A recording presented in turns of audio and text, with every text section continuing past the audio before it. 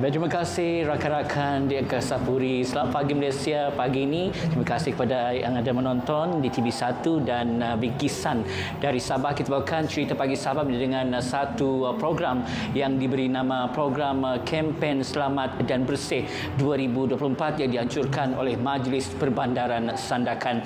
Dan apakah yang menarik dengan program Kempen Selamat dan Bersih ini?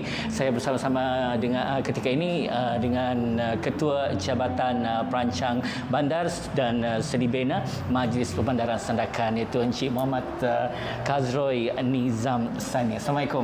Waalaikumsalam tuan. Ya, bagaimana kelancaran program yang dilaksanakan hari ini? Alhamdulillah program hari ini berjalan dengan lancar. So hari pagi tadi kita telah mulakan dengan aktiviti vlogging dan senam aerobik yang melibatkan lebih daripada 100 peserta lah.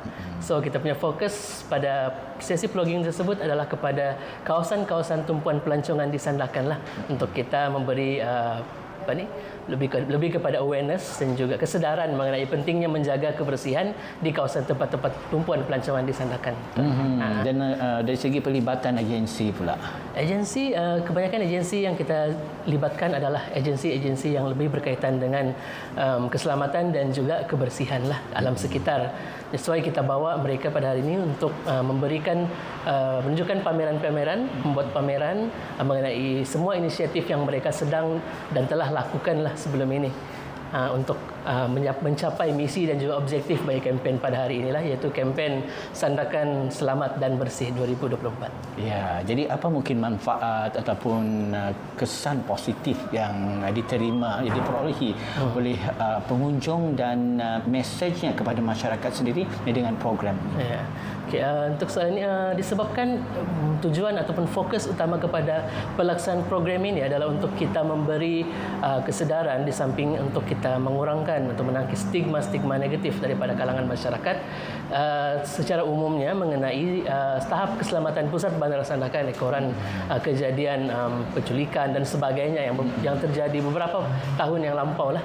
So kita reka ataupun kita jadikan program ini sebagai salah satu tolak untuk kita menjernihkan kembali nama Sandakan secara khususnya, agar Sandakan ini lebih dikenali sebagai sebuah kawasan tempat pelancongan yang selamat dan juga bersih lah. Tuan. Okey, baik, kalau kita melihat program ini ada selamat dan bersih, mungkin sesuai juga ke arah Bandar Sandakan, bukan saja tumpuan pelancong tetapi juga keunikan sejarah. Betul lah. Jadi apa kaitannya dengan program ini? Okey, bagi sejarah sebenarnya pihak majlis sedang berusaha untuk memastikan bahawa pembangunan pusat bandar ini adalah seimbang. Kita tidak hanya memfokuskan kepada dari segi aspek pembangunan fizikal semata-mata juga, tetapi kita memastikan bahawa impaknya terhadap ekonomi Sandakan secara keseluruhannya. So pihak majlis pada tahun ini sebenarnya telah memulakan usaha untuk mewujudkan sebuah kerangka kerja yang dipanggil sebagai Sandakan Heritage City Framework, kerangka kerja Bandar